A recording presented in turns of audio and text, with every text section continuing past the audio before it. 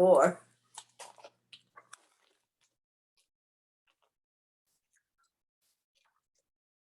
Don't tell the group what you do. I'm definitely telling them. what-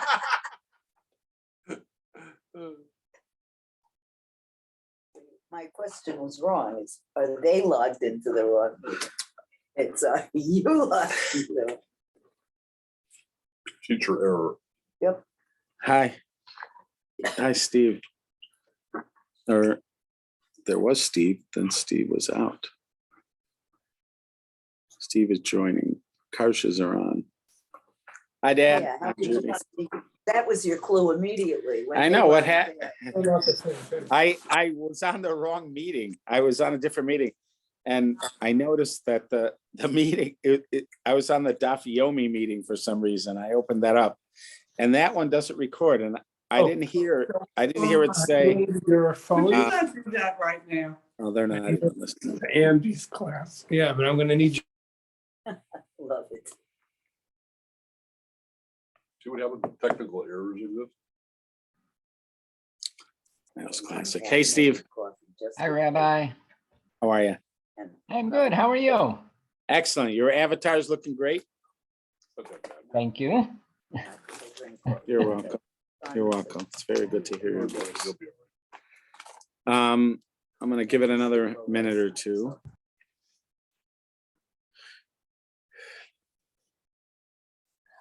Meanwhile, we have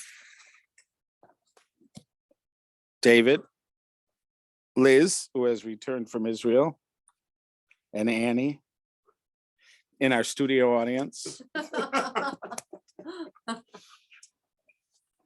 like, let's guess the rabbi. Okie dokie. In this week's Torah portion, we have something you don't see a lot in the Torah, but you would assume, is there a lot? You would assume that this is a subject that is discussed at great length, but it is not. And that is a person forgiving another person. I once was teaching a group, and this is going back maybe 20 years ago, one of the members of the group said that she was working on forgiveness, forgiving other people. And she wanted to find some biblical passages that would be an inspiration to her, or maybe give her some insight. And this is pretty much it. I mean, there's something here or there, and we have the notion that God forgives us, but like a kind of modeling of people forgiving each other. We have people who've wronged other people, but I'm talking about being on the other side of it. Somebody's wronged you, and you want to learn how to forgive them. So let's first talk about, we'll define terms. Imagine you are playing baseball and you hit the ball and you break the window on a house on your block. Your parents go over, knock on the door of these people, tell them how sorry they are, and tell them that they would like the opportunity to make them whole. They're going to bring in a glass guy, clean up the mess, replace the window with the same quality that was there, and they do all that. They even, maybe for the inconvenience that happened to these people, they get them tickets to to a play that's hard to get tickets to, something like that, just to take care of the inconvenience. By the time it's over, harm was done, but they made them whole. Once they've made these people whole, that's the end of their interaction with each other. I mean, hopefully they'll be nice to each other after that, but this person doesn't owe the person anything. They've done what they're supposed to do when damage happens, when harm happens. imagine the same scenario. You're playing baseball, you hit the ball, you break the window, but this time it's a stained glass window. And it's not just a stained glass window, but it was a stained glass window that was actually made by the grandparents of this person whose house it is. And the grandparent isn't even alive anymore. So there's no way that you can replace the loss. Because even if you find something of the same value, but there's the sentimental value, which how are you going to replace that? That was made by the grandparents. So let's say you try, you really do your best effort and you get something that shows that you cared and that it was worth the same amount or close to the same amount. So now what happened was you owed this person, because that's what happens when you cause damage to somebody else. You now owe them. In other words, you have a responsibility to make them whole. If this was physical damages, this is your legal responsibility. You smash into somebody's car, technically it's your responsibility to make them whole. And so in this case, you broke their window, you have a responsibility to make them whole. You've made your effort, it's just that you can't make them whole. You don't have the wherewithal to make them whole. So after you've made every effort that you can make, now you ask them for forgiveness. What they're doing is forgiving the debt, because you owe them, but you aren't paying them the entire amount. So you still owe something, and they have to forgive the debt. When we say forgiveness, that's what we mean, that the person is letting go of some kind of debt. There's an indebtedness that a person who's caused harm to somebody else has. And when you ask for forgiveness, when they, let's say, ask you for forgiveness, they're asking you to let go of that indebtedness. So if I spread a rumor about somebody, if I shamed somebody in public, if I did any one of a myriad of things that I could do to harm somebody else, it is my responsibility to try to make them whole. Sometimes you have to be creative in order to do it. There's a story. I don't remember who this happened to. It might have been the Rashash, but I don't know. It's somebody who was a famous, I don't think it was a Rashash. It was a famous scholar who also had a they call it a gemach, a gemilas chasodim. He had a money lending charity. So what it would do is he has gathered money and he would lend it out with no interest, and you would have to pay it back after a certain period of time. When I was in Israel learning in Kollel, I, like almost everybody else in Kollel, lived by grace of these gemachs, where you'd get, like, they would come up, they're microloans, essentially, they're microloans. Most of them don't lend out more than $500, and they give you like 3 months to pay it back, but they're without interest, and a lot of times that can be a lifesaver. But I remember one time, just because I had borrowed from several gemachs in this one neighborhood, and I was just putting together the resources that I knew of because I had borrowed from these gemachs, and it was several $1 million that were being lent out in these microloans just from that one neighborhood. It was Mattersdorf was the neighborhood that I knew of, and just imagine how much is happening. And this goes on in Chicago. They have these, and in almost every city where there's a Jewish community. Right, and they have all different other kind of institutions for lending out. So the story is that he had such a gemach. He lent out money, microloans to people, and there was a person who went to return the money. So when he went into the rabbi studied to return the money, the rabbi was studying deep in studying some sefer, some book that he was working on. And so this person just took the money and put it next to him. He didn't want to disturb him. And then he left. A while later, he gets a call, wasn't a phone call, he gets some kind of message. He needs to pay back the loan. So he told the rabbi he did pay back the loan. He told him what night it was, but the rabbi says, I have no recollection of it. And I don't have the money. You still owe the money. And after a certain period of time, apparently what would happen is it would be made public. The people that did, because this money is really belongs to tzedakah. Right. There's no way. So he made public that this man borrowed money from tzedakah and didn't pay it back. And then a while later, the rabbi happened to open one of his books and he saw the finds money money there. in there, and then he realizes this must be the money from the guy. So now what is he supposed to do? Right. So a public apology is going to be part of it. But the thing is that, there was a period of time where this man's reputation was sullied. And so he organized a wedding between I think it was between their children. Obviously, the kids had to go along with it. But he figured that the only way he could really demonstrate how much he trusts this man and whatever is to make him a part of the family.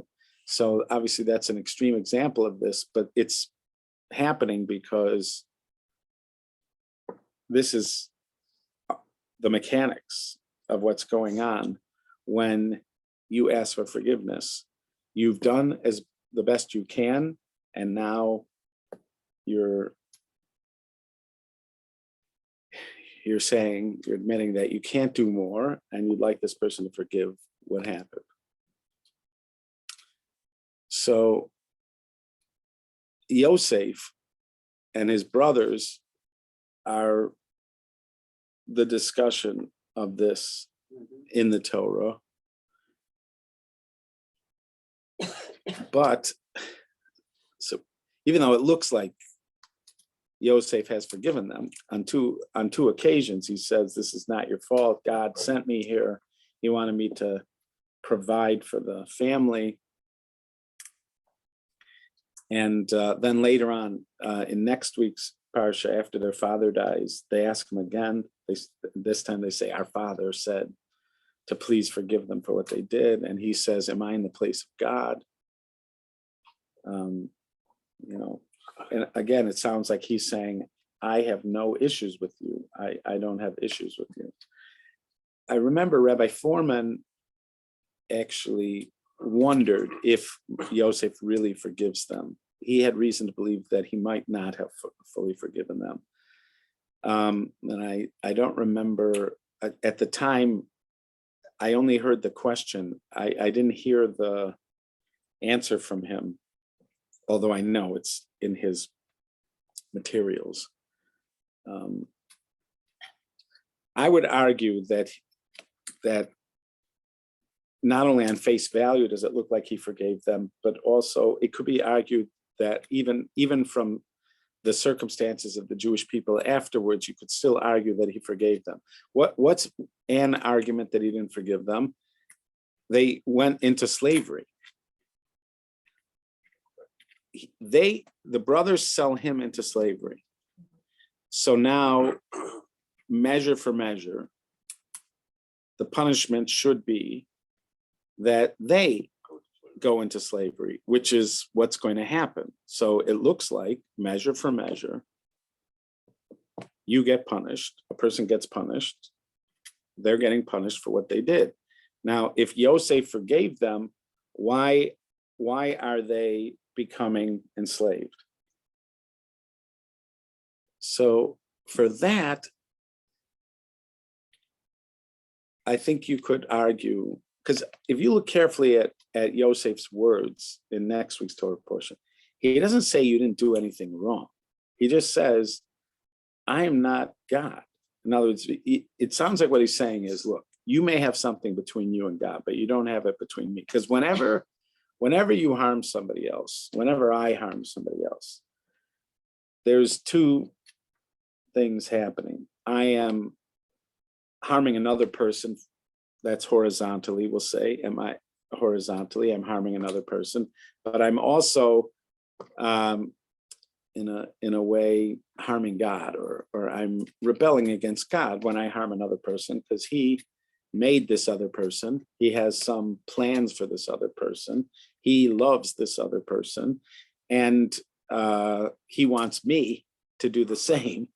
And he has all sorts of rules for how he wants me to interact with this other person, and I violated those. So when I harm somebody else, I'm not just violating the space or harming the other person, I'm also harming God. So we call that bein adam l'chaveiro, between a person and his friend, and bein adam l'makom, and between a person and God. So I have made my effort to appease the person who I've harmed this way. That doesn't necessarily mean I'm finished. I still have to deal with the fact that I broke my trust with God, or that I didn't care about his concerns. And so I have to make up with God. At any time I harm another person, there's also a portion where I have to make up with God. So it could be argued that the fact that the Jewish people end up in slavery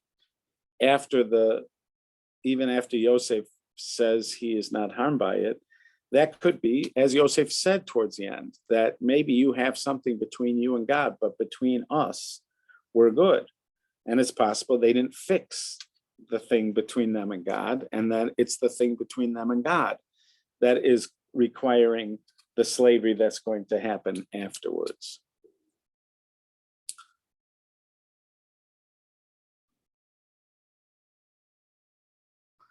There's a book, actually have the name of the book here somewhere.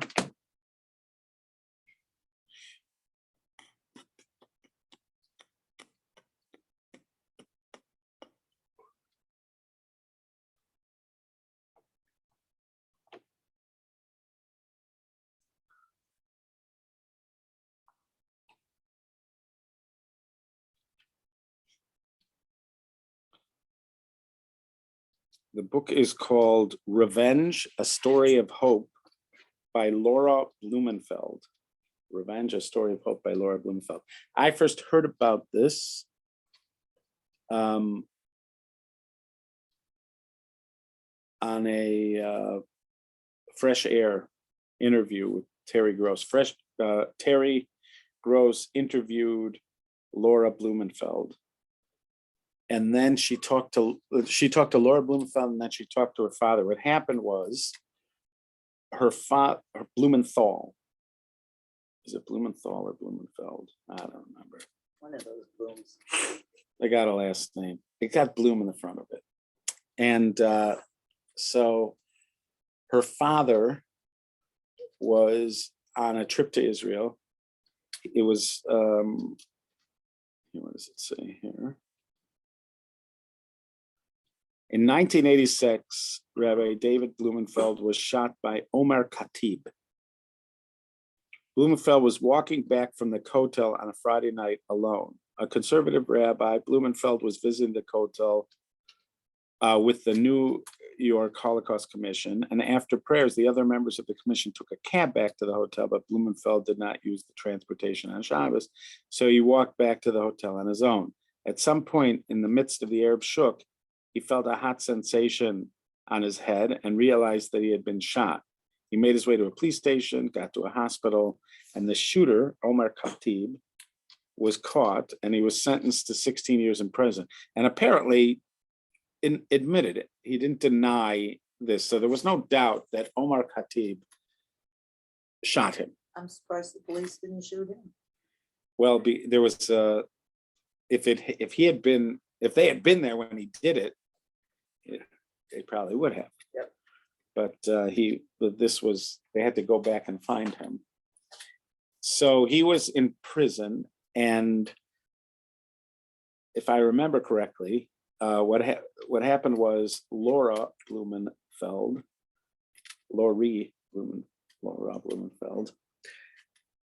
wanted to explore forgiveness. She wanted to see if she personally could forgive, let's say, the family of the shooter. I think she might have even filmed this. There might even be a documentary about it, but there's for sure a book about it. So she reached out, not telling them that she's the daughter of the person that was shot, telling them she's just a journalist, and wanted to talk to them about what happened. But she got to meet them and explored forgiveness with them, eventually telling them who she was, etc. I don't remember if she ever attempted to do that with the shooter himself, or if it was just the family of the shooter. But it's in that book. I have that book here somewhere. So Terry Gross is interviewing her, and then Terry Gross interviews the father. And she asks him if he could imagine ever forgiving the person who shot him. And so I have a quote from him.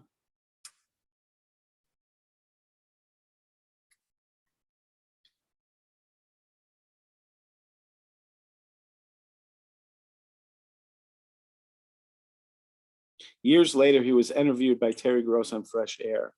And when asked about seeking revenge, he said, "The emotion of revenge is like jealousy. It consumes a person. I felt that justice is being done and I would proceed with my life." So he decided he's not going to be consumed by the need for revenge. When the subject of forgiving his shooter came up, he said, "You can't forgive somebody for trying to kill you." But he did consider the possibility of developing empathy for him and perhaps even learning to trust him if he felt he had really changed. So what I remember also feeling when I was listening to this interview, which was a breakthrough for me. That's why I'm sharing this with you. I had a breakthrough moment when I was listening to this interview, because I always had assumed that when you're being asked to forgive somebody, what you mean is you're done. There's nothing left. You don't have animosity. You don't have unresolved issues. You're ready. You're clear. You're ready to forgive them. But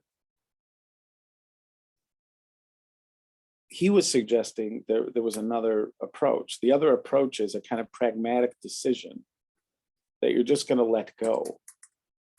That doesn't mean you're resolved about what happened. You're not resolved about what happened, but you're just not going to pursue this anymore. Imagine if somebody owed you money and you just don't want this hanging around your neck anymore. You don't want to be in this relationship because it's a relationship. You know, when somebody owes you money and they're not paying it, it's like you're like carrying them around with you. And this person doesn't want it anymore. So the person just says, "You know what? You don't owe me anything anymore. We're done." And that's it. That doesn't mean that you're completely resolved about the issue. You're just done with it. And that is a possibility for forgiveness. Because again, if forgiveness, the model that we're using is that forgiveness is that you're holding on to the indebtedness. If you let go of the indebtedness, you've forgiven the person. That doesn't require, forgiving a debt doesn't require that you love them. Forgiving a debt doesn't require that you're even done with the hurt feelings. You're just you made a decision to move on to the best of your ability with what's going on. So again, I'm not saying, if you look at the Yosef story, he seems to be trying to communicate to them that he has no hard feelings, not just that he's not the second one. When he says, am I in the place of God? He seems to be saying, you did do something wrong. You did something very wrong. It's just that I'm not the address. I'm not the address. You did something very wrong. God is the address for you to work through it. But I'm not the address anymore because I'm not holding it. Now, again, it could be he's not holding it at all. That's what he means to say. He's not holding it at all because he really doesn't think, he's just, Michael J. Fox wrote a book about his Parkinson's, calling it The Greatest Gift, and explaining that his life was shallow and, being wasted until he got Parkinson's. And then he was forced to look deeper into the meaning of life and to what he was possibly losing. And it gave him a kind of worldview that is precious to him, that he's grateful for. So he wrote this a long time ago. I don't know what he's feeling today, but at the time that he wrote this, he was grateful for the Parkinson. Now, again, that doesn't mean that you don't feel any anger or a hurt at having it, but it's possible that there are people that wouldn't, because they've somehow worked it out to that point. Their worldview has worked it out that this is really where they needed to get, and they wouldn't have gotten there if it hadn't been for this thing. And maybe that's how it happened with Yosef, but it didn't have to. It didn't necessarily have to be that way, that he has nothing, that there is no lingering resentment. It doesn't have to be that way, because when we forgive, it's mostly about that decision to let go, to be mohel, to let go of that. When you think about the dreams of Yosef, he had two dreams. Both of them seem to suggest that his brothers are going to bow down to him, right? Which is symbolic of servitude. Something like servitude, doesn't have to be literal servitude, but the people who, when they bow down to somebody, that's what we call avdus. We refer to our prayers as service. What time are services? Why do we call our prayers services? Because the Talmud says, Ezehi avodah shebalev. What is the service of the heart? It is prayer. It says you shall serve God with all your heart. What is service of the heart? That is prayer. So there is and a big part of prayer was bowing. We don't bow anymore. We don't fully prostrate. We do bow. We don't fully prostrate anymore. It's possible we don't fully prostrate because Muslims do it. I don't know. We did. We used to have full prostration on the ground as part of our prayers, but now we limit it to sort of bowing down from the waist. But when we do that, it's an indication of what we would call servitude. You are indebted to this person. You rely on this person. You are in service to this person or this being in the case of God. So when they're bowing down in those dreams, the imagery is that at some point they're going to be subjects of his, something like a servant of his. At what point would you, now again, these are dreams, they're not prophecy. But he sees them as being dreams that portend they are important, and they seem, in his mind, they came true. Something about they came true. And they're not prophecy strictly. They're not presented as prophecy. They're presented as dreams. And dreams,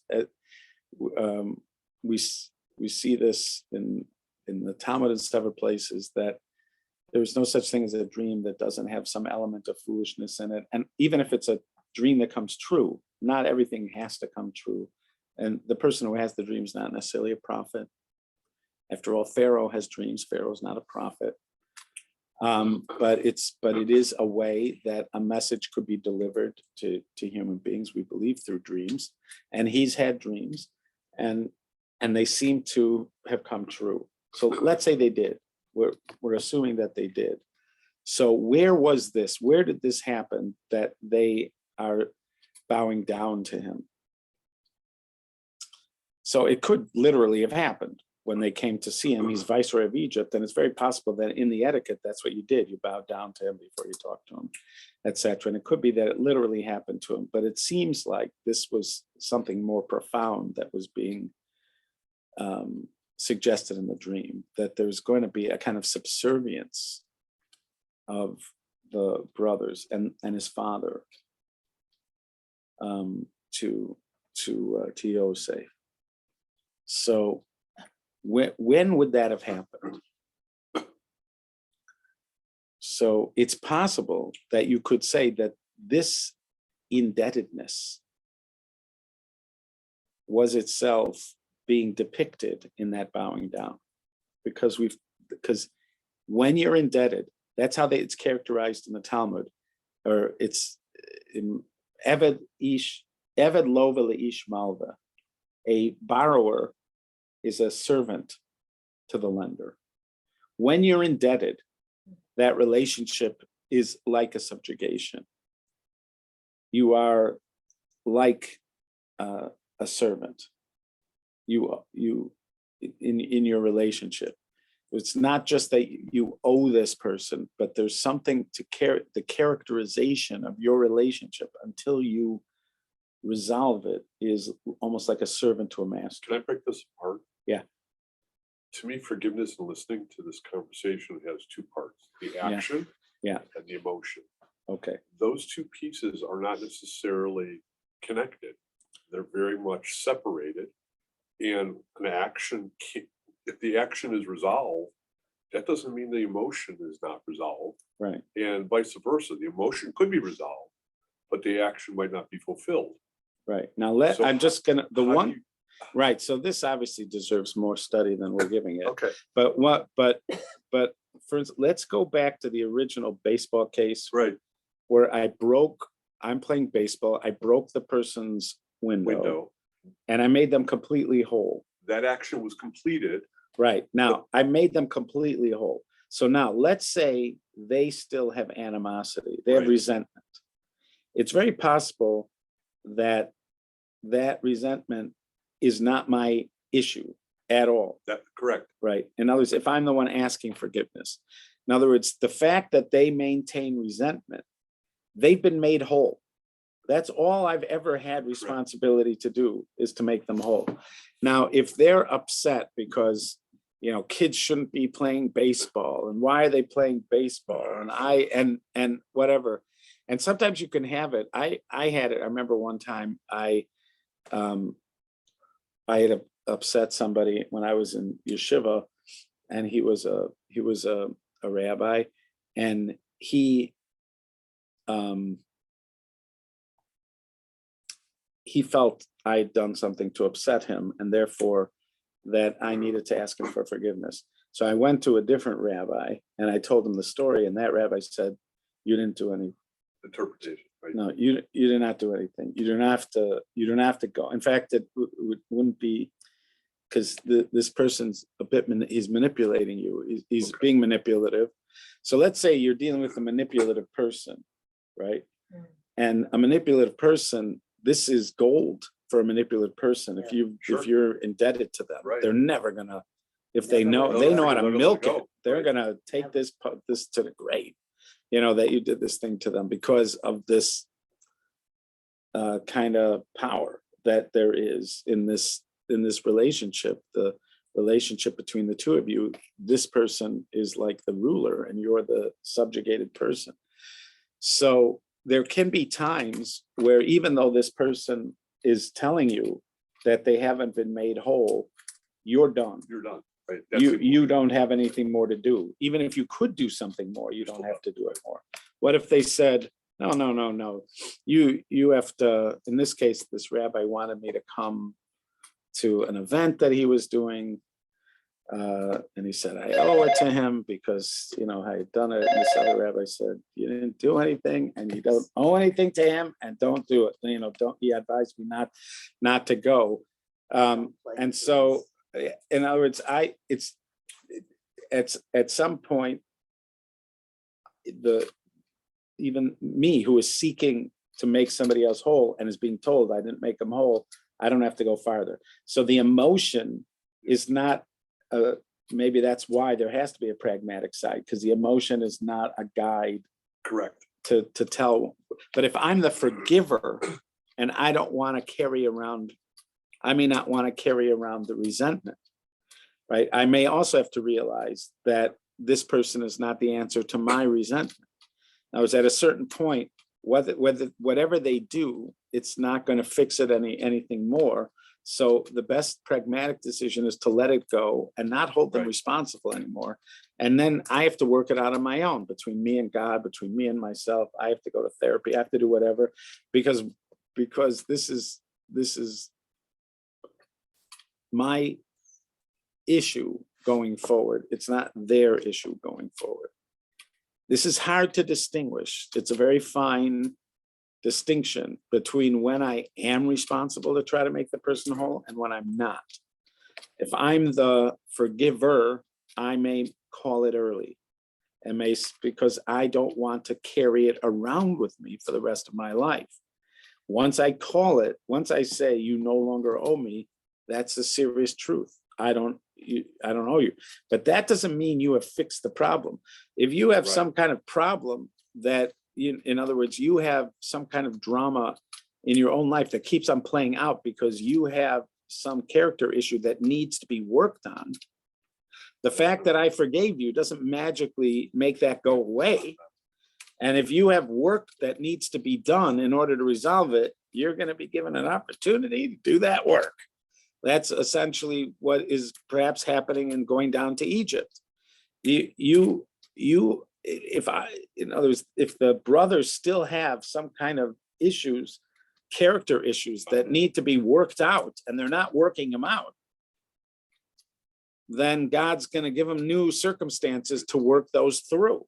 And perhaps that's what happens, that we end up going into slavery because we still have this stuff that we need to work it through.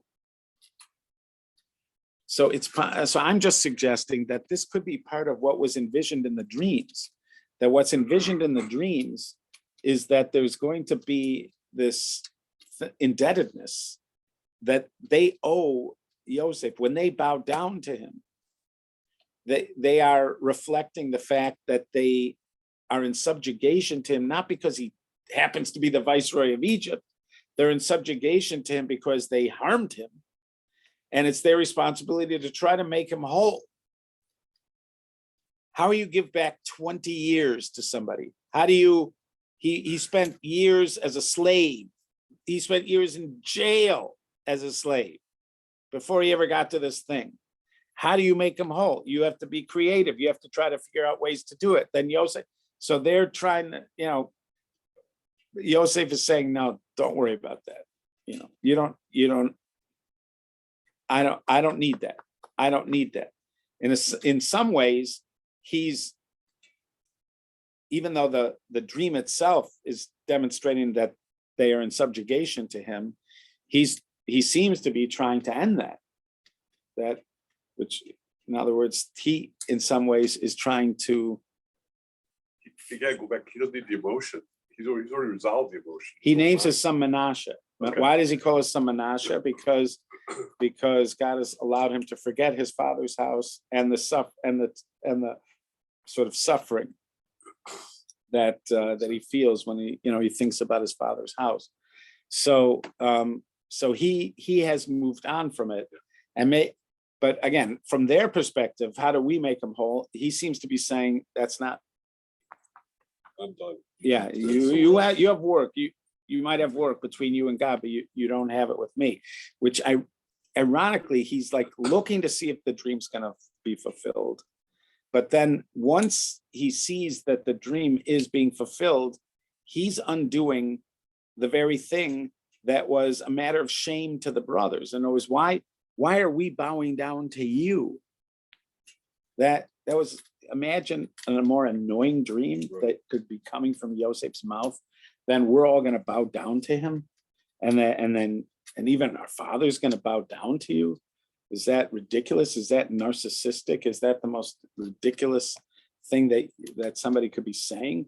That you have a dream like this? So it could be that sort of interestingly that once the dream is happening, now he's going to change the dynamic. He's going to undo. They're not going to be subjects of him. They're not going to be servants of him in this way.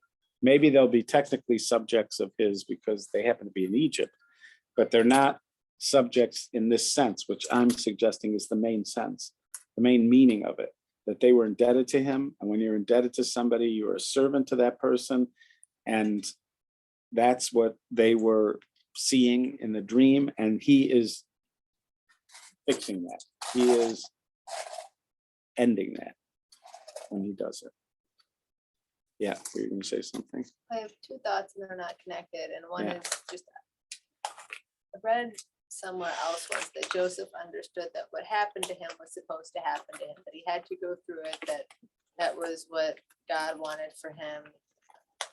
So it wasn't like, oh, if you hadn't done this, I would have lived a different life. He understood that it had to happen, but the fact that it came to him through his brothers, that was on them. That I totally understand. This thought's not connected.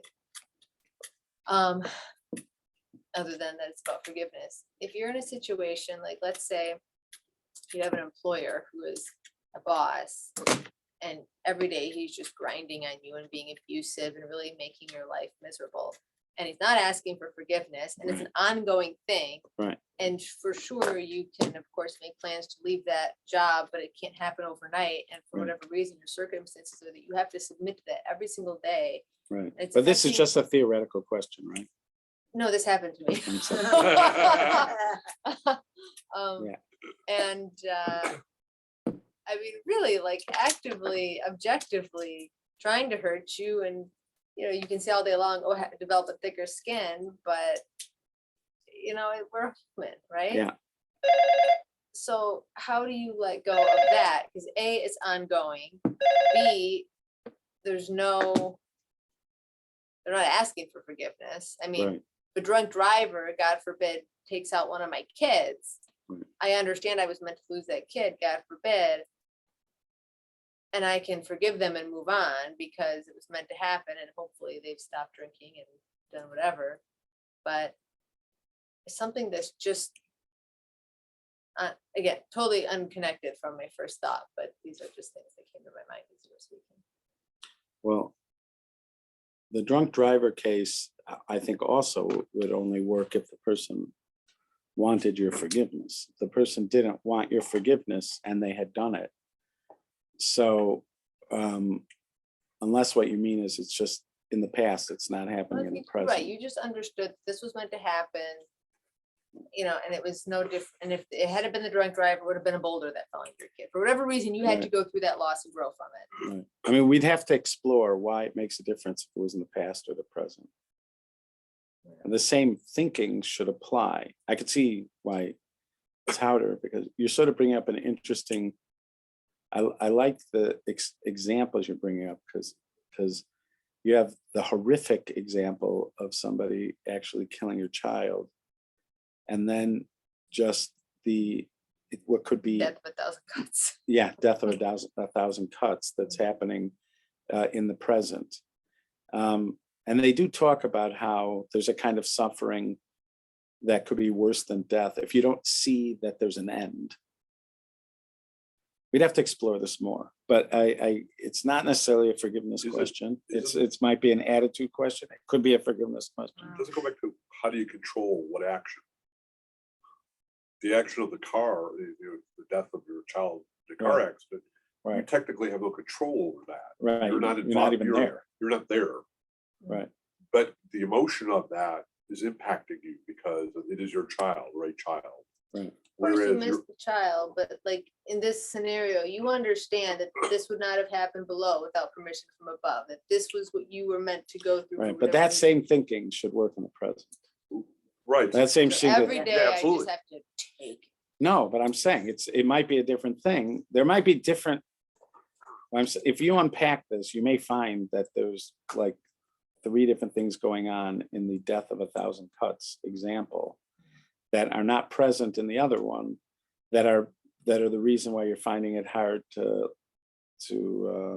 move on from it or find some equanimity. You can't find equanimity because it keeps on happening. But that it may have nothing to do with the severity of it or how you're interpreting it. That could just be because you're suffering and you don't see an end to the suffering. That's not necessarily the same thing. If it was just a question of knowing where this is coming from, then you should be able to do it in the present just like you do it in the past. But there's other elements here. That's what I'm suggesting. That there are other things here that are not about the forgiveness thing. They're about suffering and suffering without end.